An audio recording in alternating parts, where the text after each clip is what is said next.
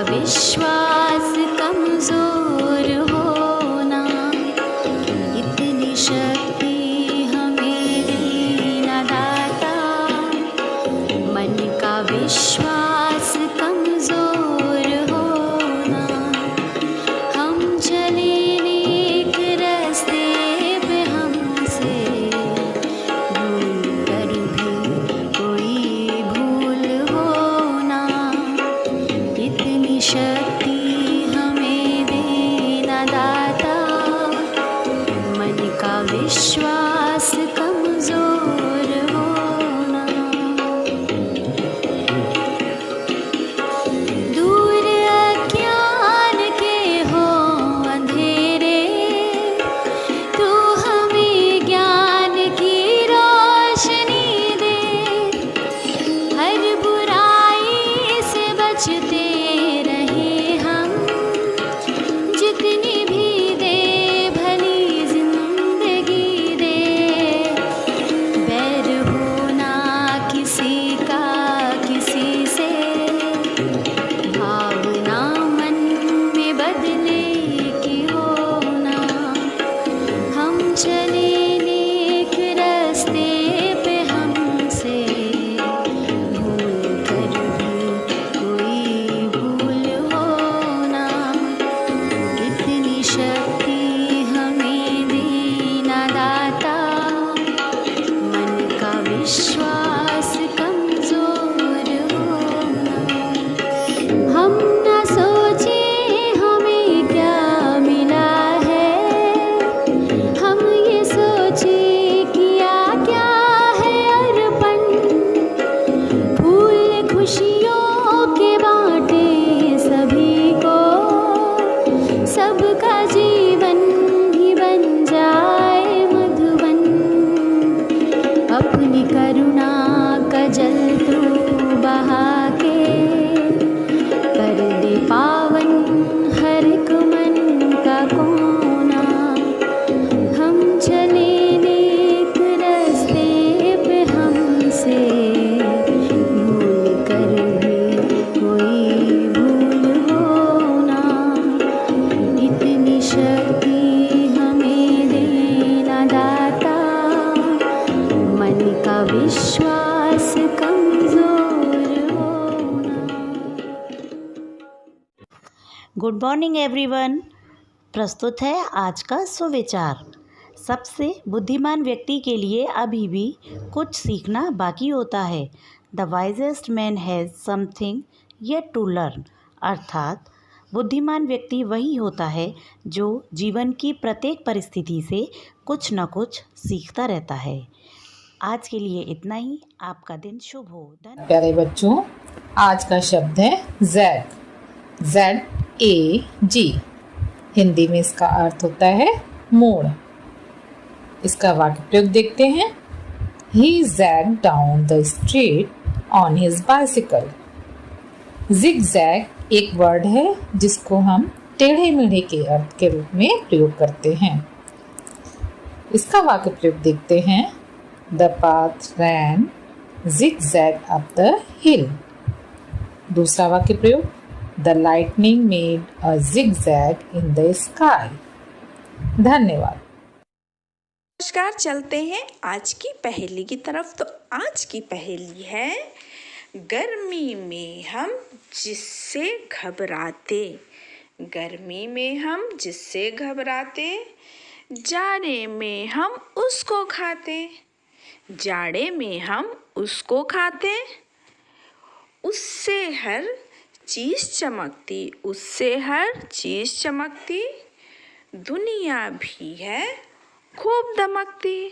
तो सोचिए बच्चों, ऐसी क्या चीज़ है जिसे हम गर्मी में तो बहुत घबराते हैं, लेकिन जाड़ों में उसको खाते हैं और उसके सामने हर चीज़ चमकती है। तो बताइए क्या, जरा सोचिए समझिए। गर्मी में हम धूप से घबराते हैं, ठंडी में हम धूप खाते हैं और हर चीज़ धूप में चमकती है। इसका उत्तर होगा धूप। वेरी गुड, आप तो बहुत होशियार हैं, शाबाश। चलिए अच्छा, आज के लिए इतना ही। Thank you. नमस्कार, हिस्ट्री ऑफ द डे। और हिस्ट्री ऑफ द डे में आज 1616 में अंग्रेजी साहित्य के महान कवि और नाटककार विलियम शेक्सपियर का निधन हुआ। इनमें अत्यंत उच्च कोटि की सृजनात्मक प्रतिभा थी। उनके नाटकों का लगभग सभी प्रमुख भाषाओं में अनुवाद हुआ, जिनमें प्रमुख थे हैमलेट, रोमियो और जूलियट, मैकबेथ, द टेम्पेस्ट इत्यादि इनके प्रमुख नाटक रहे। दूसरी हमारी खबर, आज ही के दिन 2005 में YouTube पर पहली बार वीडियो अपलोड किया गया। जी हाँ, वही YouTube जिस पर हमें अपनी हर समस्या का समाधान सर्च करने के लिए मिल जाता है। यहाँ हम आपको बता दें, YouTube की स्थापना चैड हर्ले, स्टीव चेन और जावेद करीब ने 23 अप्रैल 2005 में की थी। धन्यवाद। सुप्रभात।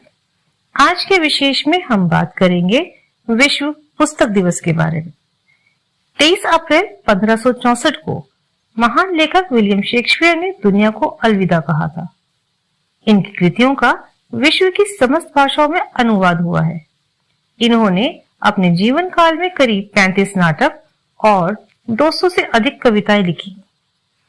साहित्य जगत में शेक्सपियर के योगदान की स्मृति में यूनेस्को ने 1995 से और भारत सरकार ने सन 2001 से इस दिन को विश्व पुस्तक दिवस के रूप में मनाने की घोषणा की। धन्यवाद। शुभ प्रभात। प्रस्तुत है आज की प्रश्नोत्तरी। प्रिय बच्चों, आज हम प्रमुख शहर और उनके भौगोलिक उपनाम के बारे में जानेंगे। पहले आप बताइए, भारत का पीटर्सबर्ग किसे कहते हैं? बताइए। ठीक कहा, जमशेदपुर को। जमशेदपुर को भारत का पीटर्सबर्ग कहा जाता है। दूसरा प्रश्न है, भारत का मैनचेस्टर किसे कहा जाता है? अहमदाबाद। बिल्कुल ठीक, अहमदाबाद। तीसरा प्रश्न है, मसालों का बगीचा किसे कहा जाता है? जी हाँ, केरल को मसालों का बगीचा कहा जाता है। बहुत सारे मसाले यहाँ मिलते हैं, पूरे भारत में और पूरी दुनिया में। यहाँ से मसाले बहुत बहुत दूर तक जाते हैं। प्रश्न 4, गुलाबी शहर किसे कहा जाता है? बताइए। जी हाँ, जयपुर। जयपुर को गुलाबी शहर कहा जाता है। प्रभात बच्चों, आज का हमारा बाल गीत है वर्ल्ड बुक डे के उपलक्ष्य में किताबों पर। ठीक है, चलिए अब हम लोग अपना बाल गीत शुरू करते हैं। किताबें करती हैं बातें बीते ज़मानों की, दुनिया की, इंसानों की, आज की, कल की, एक एक पल की, खुशियों की, गमों की, फूलों की, बमों की, जीत की, हार की, प्यार की, मार की। इनमें विज्ञान की आवाज़ है, इनमें रॉकेट का राज है, इनमें हर इल्म की भरमार है, इनका अपना ही संसार है। धन्यवाद बच्चों। गुड मॉर्निंग प्यारे बच्चों, अब समय हो चला है आज की कहानी का। बच्चों, आज की बाल कहानी का शीर्षक है जोकर की सीख। तो चलिए कहानी को शुरू करते हैं। एक बार एक जोकर सर्कस में लोगों को एक चुटकुला सुना रहा था। चुटकुला सुनकर लोग खूब ज़ोर ज़ोर से हंसने लगे। कुछ देर बाद जोकर ने वही चुटकुला दोबारा सुनाया। अब की बार कम लोग हंसे। थोड़ा और समय बीतने के बाद तीसरी बार भी जोकर ने वही चुटकुला सुनाना शुरू किया।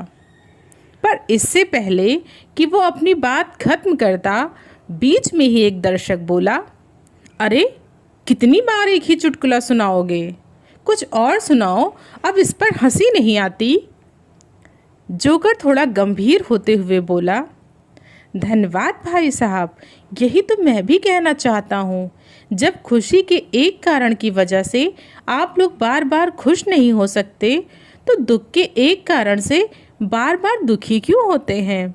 भाइयों, हमारे जीवन में अधिक दुख और कम खुशी का यही कारण है। हम खुशी को आसानी से छोड़ देते हैं, पर दुख को पकड़कर बैठे रहते हैं। बच्चों, इस कहानी से हमें यह शिक्षा मिलती है कि जीवन में सुख और दुख का आना जाना लगा रहता है, पर जिस तरह एक ही खुशी को हम बार बार महसूस नहीं करना चाहते, उसी तरह हमें एक ही दुख से बार बार दुखी महसूस नहीं करना चाहिए। तो बच्चों, अच्छी लगी ना ये कहानी? धन्यवाद। नमस्कार। आज मोटिवेट और सेल्फ का विषय है संकल्प, समर्पण और सफलता। यदि हम अपने आने वाले कल को बेहतर बनाना चाहते हैं तो जरूरी है कि हम उन संकल्पों को वरीयता दें जो हमारी सफलता का सारथी बन सके। इसके लिए सबसे पहले हमें ये तय करना होगा कि कौन सा कार्य हमारी सामर्थ्य में है और कौन सा नहीं। हमारे कमजोर और मजबूत पहलू क्या हैं। जिस काम में मन लगे और संतुष्टि मिले वही करें, क्योंकि अपनी मेहनत और परिश्रम से हम जो अर्जित करते हैं और उसे संतुष्ट हैं तो वही हमारी सफलता है। संतुष्ट ही सफलता का नाम है। एक सफलता दूसरी सफलता का मार्ग खोलती है, क्योंकि इसके बाद ही व्यक्ति अपने लिए दूसरे लक्ष्य निर्धारित करता है। पूर्ण सफल व्यक्ति उसे कहा जाता है जो अपनी मेहनत, लगन और दूरदर्शिता से असंभव को भी संभव कर देता है। आत्मबल मजबूत कर कड़ी मेहनत करते हुए आगे बढ़ें। अपने कार्य के प्रति समर्पण की भावना कठिन से कठिन कार्य को भी सरलता से पूर्ण कराने का माध्यम बन जाती है। किसी भी क्षेत्र में हम तभी बेहतर कर सकते हैं जब उसमें 100% समर्पण की भावना प्रदर्शित हो। धन्यवाद। आपका दिन शुभ।